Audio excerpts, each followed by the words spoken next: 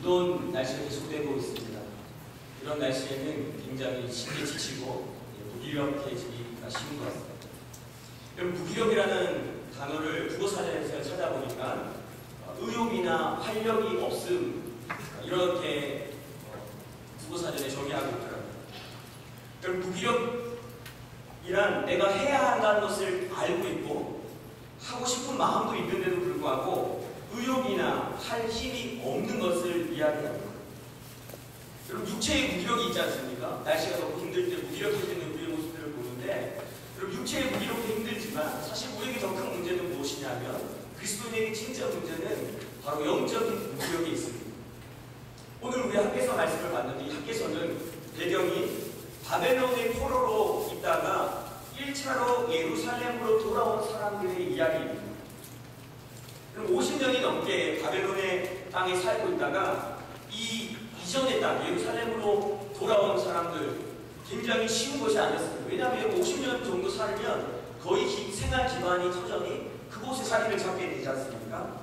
그럼에도 불구하고 이 사람들이 돌아갈 수 있는 기회가 열렸을 때 그들은 예루살렘으로 주저하지 않고 돌아왔습니다. 왜냐하면 그들의 인생에 있어서 그들은 하나님이 가장 중요했기 때문에. 우리 정말 하나님이 중요합니다. 그들에게는 신앙의 열정이 있었습니다. 그리고 그들은 바벨론 땅에서 예루살렘으로 돌아와서 그들이 가장 먼저 했던 일이 무엇이냐면 성전을 다시금 세우는 일이었습니다. 여러분, 구약에서 성전은 하나님이 임재하시냐, 다시 말하면 여러분 성소에서 성전에서 하나님을 만납니다. 성전은 그들의 인생의 중심이었고 성전을 세운다는 것은 그들의 신앙을 세운다는 것을 말합니다. 여러분, 그런데 그들이 시도는 굉장히 좋았는데 성전 공사가 곧 중단되고 말았습니다. 왜냐하면 여러 가지 어려움이 있었는데 환경이 어렵고, 예를 들면 그 땅이 이미 예루살렘이 이미 폐허가 되었습니다. 그리고 가뭄이 계속 그 땅에 지속되었었고, 가장 큰 이유는 이미 그곳에 터를 잡고 있었던 사마리아 사람들의 방해 때문이었습니다. 여러분, 우리가 기억해야 될 것은 우리가 신앙을 세우려고 할 때 사단이 그냥 우리를 내버려 두지 않는다는 것입니다. 여러분, 우리가 마음에 결심을 하면서 좀 열심히 기도해 봐야겠다, 좀 열심히 내 마음을 이렇게 봐야 되겠다, 예배 한번 잘 드려봐야겠다. 여러분, 우리가 어떤 결심을 하고 우리의 마음을 일으키려고 하면 일이 잘 풀리는 것이 아닙니다. 여러분, 그래서 우리는 더 쉽게 낭망합니다. 좋은 무덤을 가지고 시작했는데 왜 안 되지? 왜 하나님이 안 도와주시지? 이렇게 생각합니다. 여러분, 에베소서 6장 12절 말씀에 보면 우리의 씨름은 혈과 육을 상대하는 것이 아니요 통치자들과 권세들과 이 어둠의 세상 주관자들과 하늘에 있는 악의 영들을 상대합니다. 여러분, 우리가 놓치고 있는 것은 바로 이것입니다. 우리가 영적으로 살아나려고 하면 방해하는 세력이 있다는 거예요. 여러분, 성전 재건이 중단되고 그들은 15년이라는 시간이 그냥 흘러가고 처음에 되게 열정적이었어요. 우리 정말 하나님이 우리에게 중심이야, 성전을 재건해야지. 그들이 그런 마음으로 왔는데, 그런 의욕과 열정을 가지고 왔는데, 여러분, 이 방해와 어려움이 있자 그들은 그걸 포기하고 15년이라는 시간이 그냥 흘러가 버렸습니다. 그러면서 그들은 영적으로 무기력해졌어요. 여러분, 영적으로 무기력해진 것이 무엇입니까? 앞에서도 얘기했지만 여러분, 하고 싶어요. 해야 되는 것을 알고 있습니다. 이거 해야 된다는 거 아닙니다. 근데 마음이 일어나지 않는 것입니다. 여러분, 하나님께서 지금 학개 선지자를 통해서 이스라엘 백성들에게 이 부분을 얘기하시는 거예요. 여러분, 겉으로는 그들이 여전히 성전을 세우려고 하는 것처럼 보입니다. 자, 우리 같이 말씀을 보면서 2절 말씀을 같이 한번 읽어보겠습니다.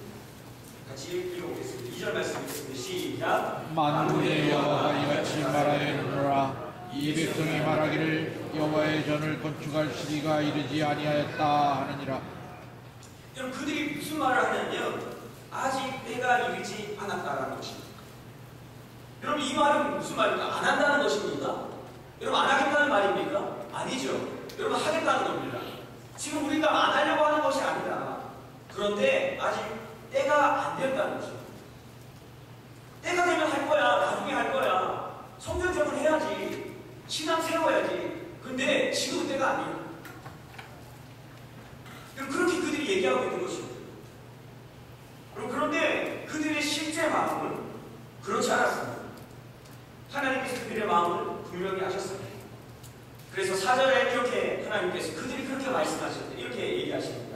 4절 말씀 같이 읽겠습니다. 시작. 이 성전이 황폐하거늘 너희가 이때 완벽한 집에 거주하는 것이 옳으냐.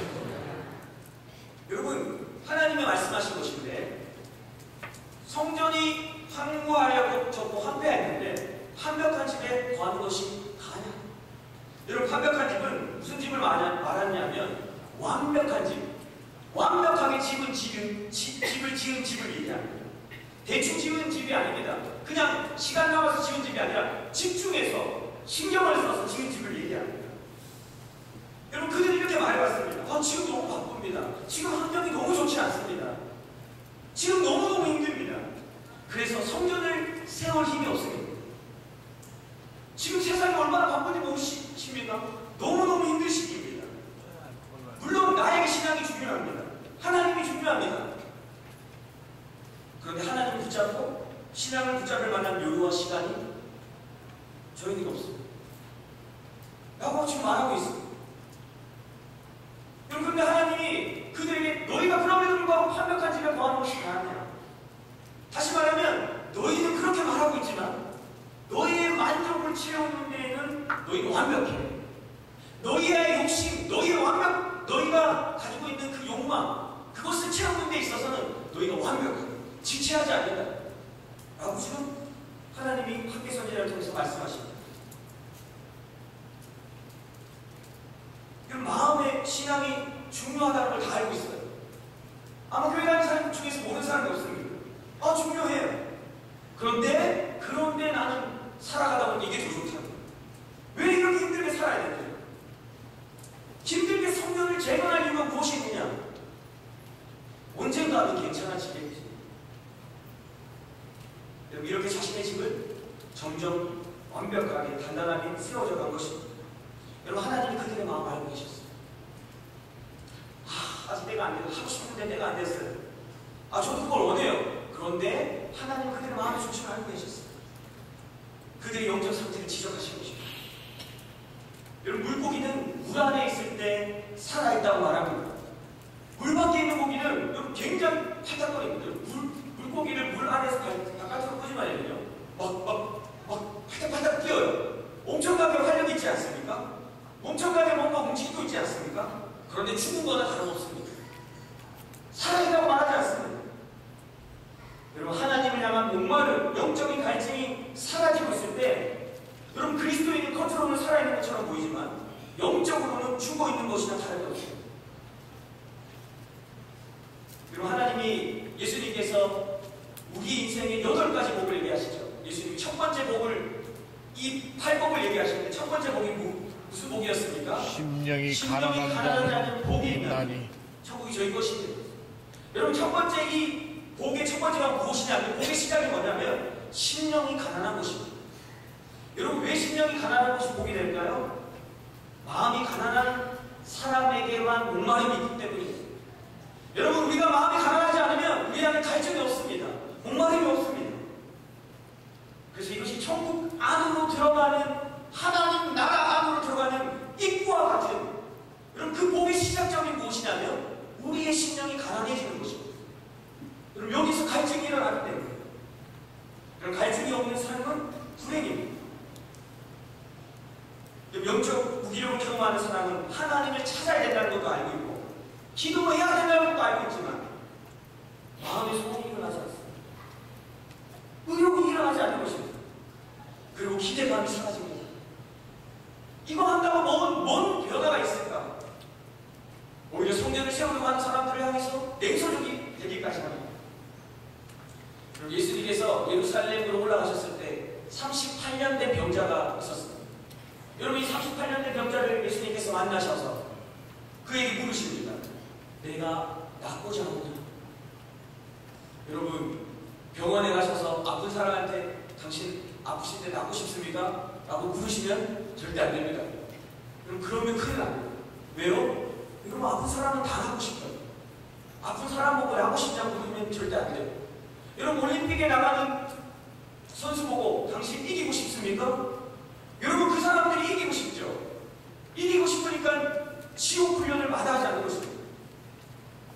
저희가 누군가가 와서 목사님 키 큰 거 싶으십니까? 제가 화낼 겁니다. 엄청 화를 내겠죠. 왜냐하면 좀 키 크고 싶어요. 물론 만족합니다. 저는 뭐 키가 지금 더 클 거라고 생각하지 않는데, 제 요즘에 저희 막내 딸이 기도를 시키면 아빠 키 크게 해달라고 기도합니다. 하나님 저희 아빠 키가 크게, 저는 그걸 시키지 않았습니다. 갑자기 그런 기도를 하니까 제가 이 기대감을 가져야 되는가 뭐 이런 생각이 들더라고요. 네. 여러분 딴데 세면 안 되니까 중요한 것은, 여러분 정말 아픈 사람에게 여러분 낫고자 하느냐? 너 낫고 싶니? 이건 당연한 거죠. 여러분 지금 예수님이 그 사람 보고 38년 된 병자 보고 너 낫고 싶니?라고 묻고 있어요. 여러분 지금 예수님이 그 사람 놀리고 있는 것입니까? 왜 예수님이 그에게 그렇게 부르셨을까요? 여러분 그것은 그 마음속에 있는 무기력한 태도를 제거하기 위해서입니다. 요한복음 5장 10절 이렇게 대답합니다. 그 질문에 이 병자가 대답하여 주여 물이 움직일 때에 나를 못에 넣어주는 사람이 없어 내가 가는 동안에 다른 사람이 먼저 내려가나이다. 너 낫고 싶니? 네, 낫고 싶어요. 아니, 이런 대답이 아닙니다. 이렇게 대답을 안 합니다. 이 병자가 뭐라고 대답하냐면 너 낫고 싶니? 그러니까 내가 물이 움직일 때 들어가면 나올 수 있는데 아무도 나를 이 자리에 넣지 않습니다. 그래서 나 대신 다른 사람이 들어가서 나왔어. 지금 이 병자는 자신의 몸에 문제가 있는 걸 알고 있습니다. 낫기 위해서 자기가 뭘 해야 되는지도 알고 있습니다. 그런데 너무 오랫동안 그 자리에 머물러 있어서 그냥 의욕 자체를 그냥 잃어버렸어요. 이제는 그곳으로 들어갈 힘이 없습니다. 오히려 자신이 그럴 수 없다는 것을 정당하면서 얘기합니다. 아무도 나를 거기에 놓아주지 않습니다. 예수님은 무기력한 마음을 향해서 묻으셨습니다. 내가 낫고자 하느냐? 여러분 사실 이것은 이런 의미입니다. 너에게 낫고자 하는 열망이, 갈망이 보이지 않는구나. 너에게는 나를 향한 기대감이 보이지 않는구나. 너 정말 낫고 싶니? 너 정말 하나님과 관계가 회복되고 싶니? 너 정말 네 마음속에 하나님을 향한 갈망이 있니? 예수님 그렇게 묻고 계십니다. 예수님은 병이 낫기 전에 그가 무기력함에서 나오기를 원하셨어요. 여러분 우리 안에 영적인 무기력함이 지속될 때 어떤 결과가 나타나냐면 오늘 말씀 보면요. 6절 말씀 보십시오. 6절 말씀 같이 한번 읽겠습니다. 슬슬 잠이 오니까요. 같이 한번 읽겠습니다. 시작. 너희가 많이 부릴지라도 수확이 적으며 먹을지라도 배부르지 못하며 마실지라도 흡족하지 못하며 입어도 따주지 못하며 일꾼이 쌀을 받아도 그것을 구멍 뚫어진 천대에 넣음이 되느니라. 여러분 영적 무기력이 지속되면요 우리 안에 만족감이 사라집니다. 여러분 말씀 보십시오. 먹는데 배부르지 않아요. 여러분 왜 먹는데 배가 부르지 않을까요? 마시는데 흡족하지 못합니다. 입는데 따뜻하지 못해요. 여러분 입은 따뜻해야죠. 따뜻하지 못하다고 얘기합니다. 왜요? 만족감이 없기 때문에. 여러분 맛있는 것을 먹지만 엄청나게 많은 것을 누리고 있지만 그때뿐입니다. 영적으로 무기력하면 여전히 공허합니다. 여전히 만족함이 없습니다. 두 번째로 나타나는 증상 9절입니다. 같이 읽겠습니다. 시작. 너희가 많은 것을 알았으나 도리어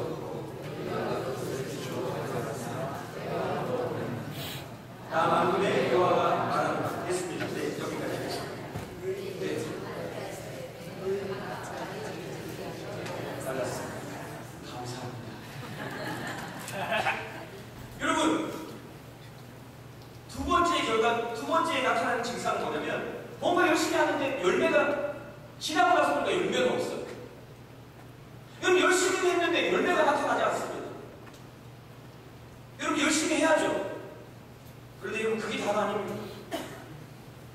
왜요? 하나님이 세상을 다스리고 계시니까요. 여러분, 많은 사람들이 세상 사람들과 똑같이 이해합니다, 세상을. 열심히 하면 잘 될 줄 압니다. 열심히 해야 되는 거 맞습니다. 성취해야 됩니다.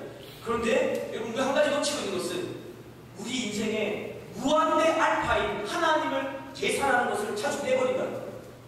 여러분 세상은 그냥 내가 열심히 한 만큼 결과. 여러분 여기에다가 무엇이 있어야 됩니까? 플러스 알파가 있습니다. 누구요? 전능하신 하나님. 이 땅을 다스리고 계신 하나님이 더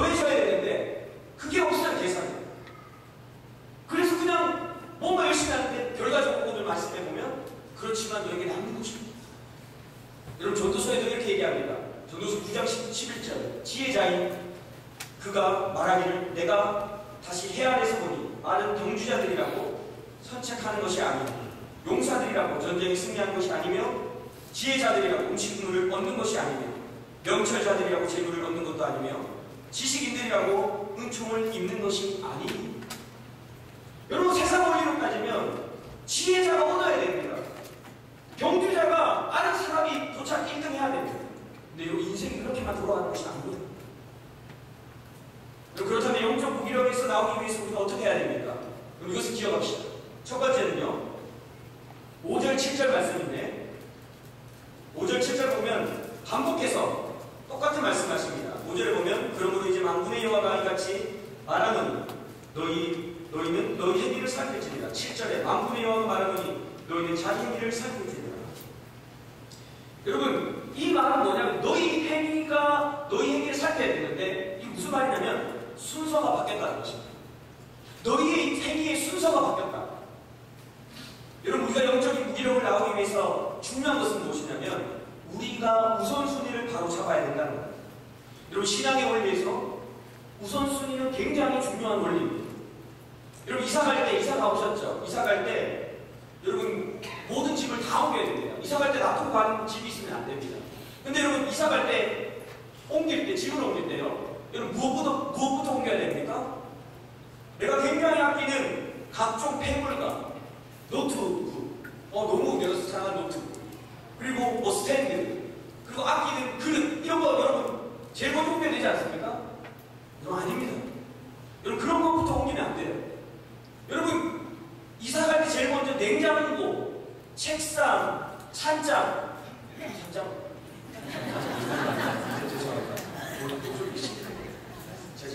하여튼 여러분, 이런 거, 여러분 이것부터 나야 그릇을 넣을 수 있어요. 순서가 있어요, 여러분. 여러분, 이게 우선순위의 원리입니다. 여러분, 많은 사람들이 내가 이걸 하고 있다고 만족합니다. 여러분, 틀렸어요. 우선순위의 원리는 하고 있는 것이 중요한 게 아닙니다. 많은 사람들이 내 교회 다니는데 뭐가 문제입니까? 이렇게 얘기해요. 내가 수련회 왔는데 뭐가 문제입니까? 라고 얘기합니다. 여러분, 중요한 것은요, 순서가 잘못됐다는 거예요. 순서가 뒤바뀌면 하나님의 입장에서 이건 문제라는 거예요. 시간이 나면 남는 시간을 가지고 성전을 세우겠다. 여러분, 이스라엘 사람들이 했던 마음이었습니다. 그러면 절대 세울 수 없습니다. 여러분, 우리 인생에 예수님이 주인이십니다. 예수님은 우리 왕이십니다. 왕은 언제나 보좌에만 앉습니다. 그런데 우리는 우리의 왕이신 예수님을 우리 마음의 저 끄트머리에 앉힙니다. 제가 부대가 이제 10개월 좀 지났을 때 저희 부대가 철책에 들어가게 되었습니다. 지금은 제가 알기로 6개월씩 들어갔는데 제가 시범 케이스로 저희 부대가 1년을 한번 들어가보자 해서 시범으로 1년을 준비해서 철책에 들어가게 됐는데, 철책에 들어가면 이 새로 오는 신병들이나 근무선언 사람들을 위문하고 돌보기 위해서 군종을 3명을 뽑습니다. 원래 1명이 있기 때문에 2명을 더 뽑습니다. 그런데 제가 거기 뽑힌 거예요. 3명이 있어야 되는데 2명을 더 뽑는데 제가 거기 뽑혀버려요. 제가 할렐루야를 외쳤죠. 감사합니다, 주님. 이제 주님의 나라를 위해서 제가 군대에서도 교회를 섬기면서 제가 사람들을 전도할 수 있겠군요. 이런 마음을 가지고 시작한 줄 알았는데 이제 군역이 뽑혔는데 문제가 생겨버렸어요. 그때부터 길이 보이기 시작했어요. 중대장이 보내줄 수가 없다는 거예요. 못 보내준다는 거예요. 준비기간 2개월이 있는데 2개월 동안 이 싸움 하다가 결국 저는 군적으로 못 갔어요. 부대가 교체를 하는데 저는 근무자로, 군종이 아니라 근무자로 그 철책선으로 들어갔습니다. 철책에 들어가서 근무를 섰는데 밤에 8시간씩 짜증이 나는 거예요. 군 생활이 꼬이기 시작했어요. 사람들은 저보고 왜 안 가냐고 얘기합니다. 맨날 고참들에게 혼나기 시작합니다. 그전엔 그래도 괜찮게 생활했는데 막 생활이 다 꼬여버렸어요. 하나님께 원망이 일어나요. 하나님, 왜 저한테 왜 이러십니까? 짜증났어요. 그렇게 한 달이 지났어요. 근무를 한 달 동안 썼어요. 근데 한 달 지났는데 어느 날 했어요. 제 마음에 갑자기 제 마음의 중심이 무엇이었는지가 떠올랐어요. 아, 내가 왜 군종을 하려고 했지? 내가 왜 군종으로 가고 싶었지? 생각해보니까 고참들하고 떨어지는 거예요. 고참들하고 떨어져서 이제 내 근생을 풀렸다는 거죠. 오, 너무너무 이제는 내 근생을 풀렸다. 제 마음속에 겉으로 얘기합니다. 이렇게 얘기합니다. 제가 군종으로 가서 사람들 전도할 수 있고 너무 좋다고. 겉으로는 그렇게 얘기하지만 제 마음속에는 아니 이제 내 군생활, 편한 생활이 내게 주어지는구나. 제 마음속에 중심은 그것이었습니다. 어느 날 하나님께서 그걸 깨닫게 하셨어요. 제가 근무 쓰면서 울었습니다. 회개하기 시작했어요. 하나님 죄송합니다. 사람이 아니라 하나님을 찾았습니다. 하나님이 아니라 사람을 찾았습니다. 하나님 회개하기 시작하자 그때부터 자유함이 몰려왔습니다. 이제 저에게 군종으로 가고 안 가고는 별로 중요하지 않았어요. 안 가도 돼. 중요한 것은 이제 내가 주님, 정말 주님이 내 옆에 계셔서 주님과 함께 가는 것입니다. 그때부터 저의 생활이 태도가 달라지기 시작했어요. 근무 시간이 즐겁기 시작했어요. 그 시간이 하나님과 교제하는 시간이 되었어요. 내무관 생활도 달라졌습니다. 그렇게 마음이 달라지고 일주일이 지났는데 갑자기 근무를 서고 있는 날 중대장님 오셨어요. 그래서 제 이름을 부르시더니 짐 싸서 내일 가라. 같은 상황에서 어떻게 이렇게 삶이 달라지는지 저도 놀랐습니다. 여러분, 마인드 컨트롤이 아닙니다. 내 마음을 컨트롤하니까 된다. 여러분, 그렇지 않습니다. 하나님이 중심에 딱 세워지니까 자동적으로 삶이 정리되는 것입니다. 여러분, 우리 이것을 내놓고 자꾸 환경만 바라보는 것이죠. 다윗이 이스라엘 왕이 되고 나서 가장 먼저 한 일이 무엇이냐? 하나님의 법궤를 모셔오는 것이었어요. 여러분, 이것이 다윗의 믿음입니다. 왜요? 여러분, 하나님의 법궤는 하나님의 임재, 하나님이 계심을 상징하는 거죠. 여러분, 하나님의 임재가 없다면, 하나님이 계시지 않는다면 통일 왕은 의미 없다는 거죠. 내가 왕으로 있는 건 의미 없다. 진짜 중요한 게 뭐냐? 하나님이 계시는 것이 중요하다. 여러분, 그래서 그는 하나님의 법궤를 제일 먼저 가지고 올라옵니다.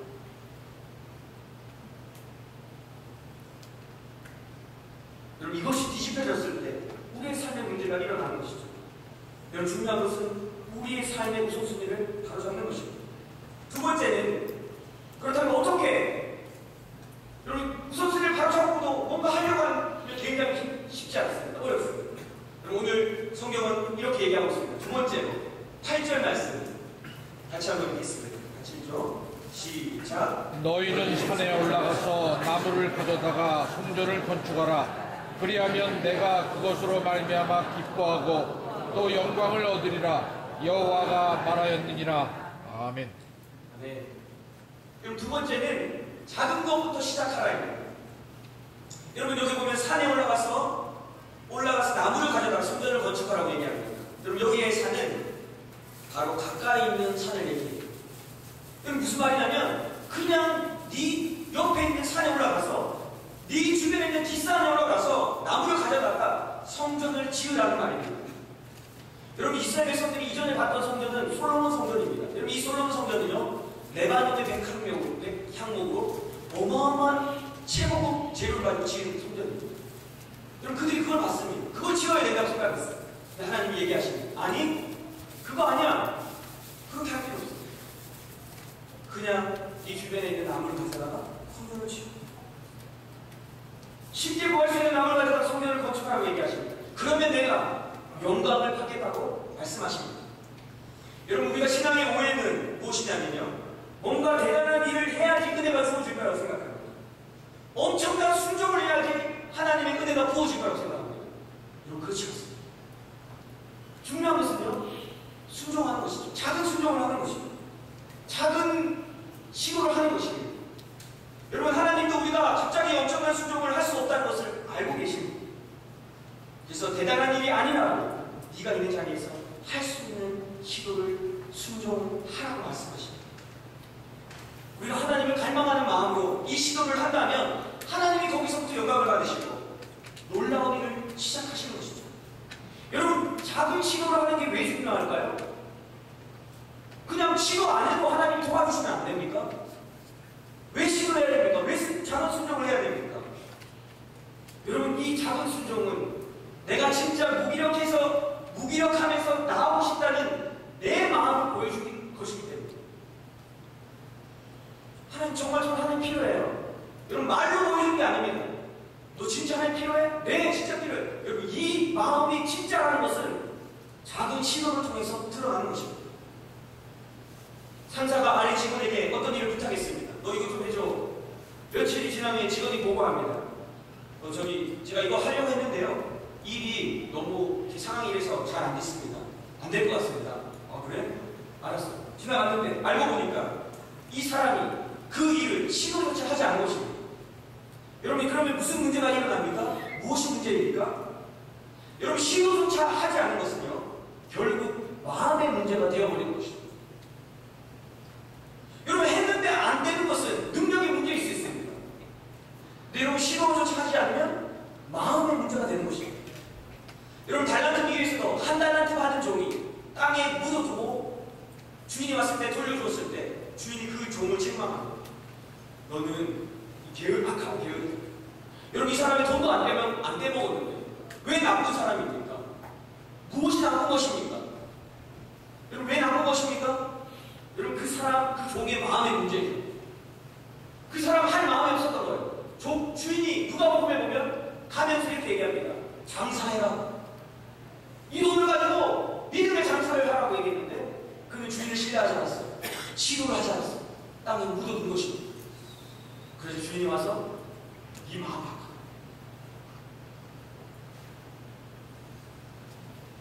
저 예전에 축구선수 김시두, 여러분 아시죠? 전북현대 아주 주목받는 스트라이커 축구선수인데요.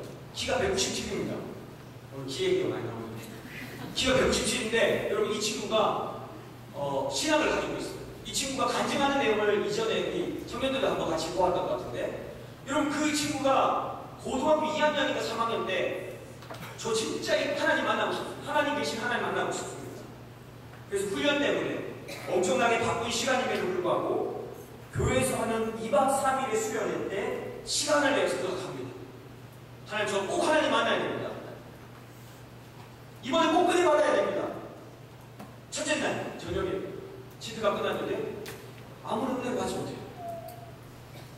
그가 간증이 이렇게 말했던 것 같습니다. 분해서 잠을 자지 못해요.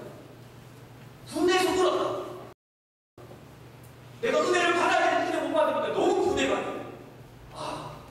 잠을 못 자. 이제 마지막 학교 나갔어요. 그날 저녁 다음이는 내려가니까.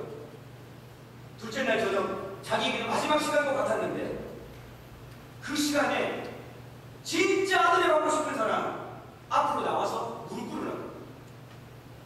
제가 정확히 얘기하는데 수천 명이 그때 수련회 때 왔는지 수백 명인지 모르겠는데 하여튼 어마어마하게 많은 사람들이 왔어요. 청년들이 왔습니다. 그런데 그때 그 얘기 듣고 일어난 사람 몇 명 안 됐대요. 여러분, 청년들, 청소년들도 있지만 여러분 쪽팔리잖아요.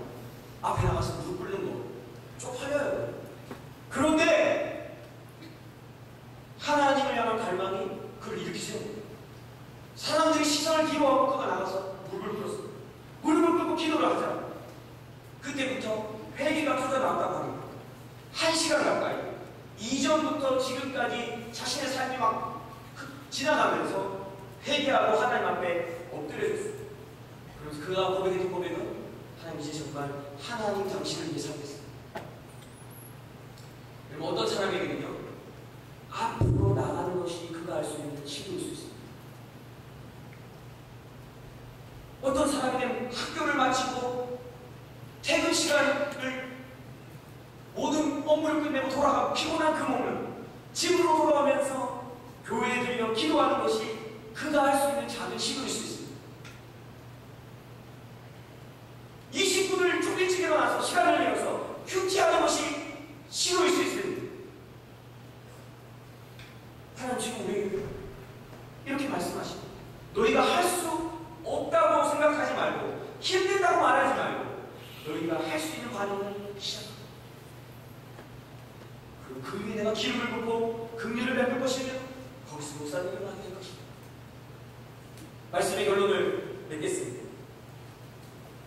여러분, 영적 무기력에서 어느 날 갑자기 모든 것이 다 바뀌어지는 것은 아닙니다. 한순간에 갑자기 무기력이 사라지거나 갑자기 성령의 충만함이 되지 않을 수 있습니다. 그렇지만 여러분, 오늘 말씀처럼 우리가 우선순위를 바꾸고 작은 시도를 시작할 때 여러분, 삶은 변화되기 시작합니다. 여러분, 그것을 오늘 성경이 결론적으로 우리에게 보여주고 있습니다. 12절 말씀 보십시오. 여러분, 변화만 보고 마치겠습니다. 12절 말씀 같이 읽겠습니다. 시작. 스알벨의 아들 스룹바벨과 여호사닥의 아들 대제사장 여호수아 모든 백성이 그들의 하나님 여호와의 목소리와 선지자의 말을 들었으니 이는 그들의 하나님께서 그렇게 하셨습니다. 백성이 다 여호와를 경외하며. 여러분, 그들의 마음을 열자 무슨 일이 일어났습니까? 말씀이 들리기 시작했습니다. 하나님의 말씀이 들리기 시작했습니다. 여러분, 굉장히 놀라운 변화입니다. 여러분, 말씀이 원래 안 들려요. 여러분, 말씀이 들리십니까? 여러분이 비정상 같으세요. 근데 이런 비정상인데 그리스도인은 비정상을 살아내는 사람들이에요. 여러분, 원래 안 들리는 게 정상이에요. 우리 귀가 죽어있고 닫혀있기 때문에. 근데 그들의 귀가 열리기 시작했고 들리기 시작했습니다. 더 놀라운 변화는요, 학기가 하는 말을 인간의 말로 받지 않고 하나님의 말씀으로 받는 것입니다. 여러분, 지금껏 이스라엘의 역사는 선지자가 말하는 것을 하나님의 말씀으로 받지 않았습니다. 이사야, 예레미야, 아모스, 호세아 모두에게 그랬습니다. 그들이 하나님의 말씀을 얘기해도 그들의 말을 하나님의 말씀으로 받지 않았습니다. 근데 그들이 그 말씀을 듣기 시작했고 말씀에 반응하기 시작했습니다. 한 가지 더 변화가 있습니다. 14절 말씀 같이 읽겠습니다. 시작. 여호와께서 스알벨의 아들 유다 총독 스룹바벨의 마음과 여호사닥의 아들 대제사장 여호수아의 마음과 남은 모든 백성의 마음을 감동시키시매 그들이 와서 만군의 여호와 그들의 하나님의 전사를 하였으니. 여러분, 하나님께서 모든 백성의 마음을 감동시키셨다고 얘기합니다. 여러분, 옛날 성경은 흥분시켰다라는 표현을 씁니다. 여러분, 이 단어는 우르라는 단어인데요, 일으켜 세우다, 일으키다는 말입니다. 여러분, 그들이 하나님 앞에 작은 시도를 시작하자 하나님께서 그들의 마음을 일으키셨습니다. 그들의 마음을 잡아서 일으켜 세웠습니다. 그전에 의욕도 없었는데 그들의 마음에 의욕이 생기기 시작했습니다. 흥분하기 시작했습니다. 15년 동안 은근하지 못했던 일을 시도할 용기가 생긴 것입니다. 사랑하는 여러분, 사랑도 열정도 기쁨도 감격도 없는 상태를 더 이상 그대로 내버려 두지 마십시오. 때가 되면 되겠지. 여러분, 만약 그러면 우리는 비참한 자처럼 행동합니다. 여러분, 우리는 다 가지고 있는 사람에 불구하고 아무것도 가지지 않은 사람처럼 행동하게 되어 있습니다. 하나님께서 지금 무기력의 자리에서 나오라고 우리를 초청하고 계십니다.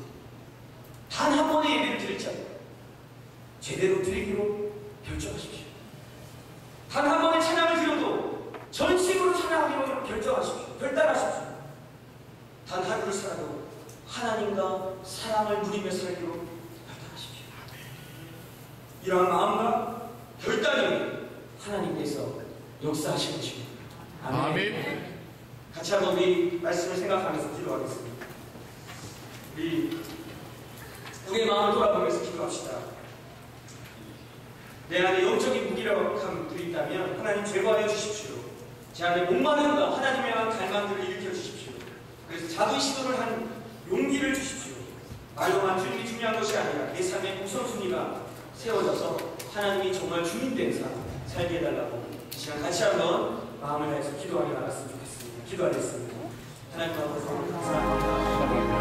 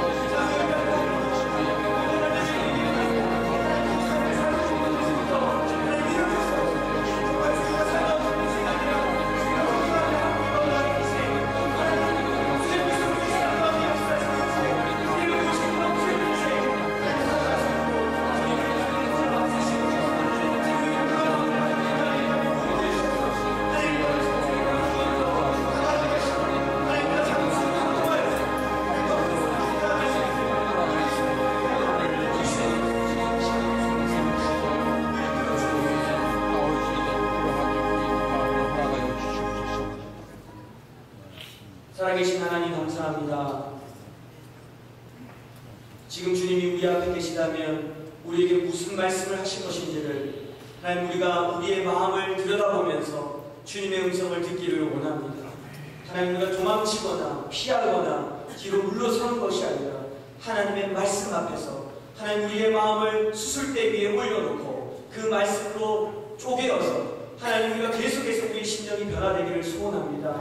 하나님 그런 수고들을 감당할 때에 주님께서 우리의 삶 가운데 다시금 놀랍게 역사하시며 임하실 것을 우리가 믿음으로 바라보게 하여 주시옵소서. 아멘. 굳어진 우리의 마음들 일으켜주시고 주님 우리가 날씨가 더워서 지치고 힘들어서 하나님 우리의 마음이 무뎌졌다면 다시금 우리의 마음을 일으켜주셔서 주님 열정을 가지고 주님 바라보며 매일매일을 기쁨으로 살아가는 우리 모든 성도들의 삶이 되게 하여 주시옵소서. 아멘. 감사드리며 예수 그리스도의 이름으로 기도드리옵나이다.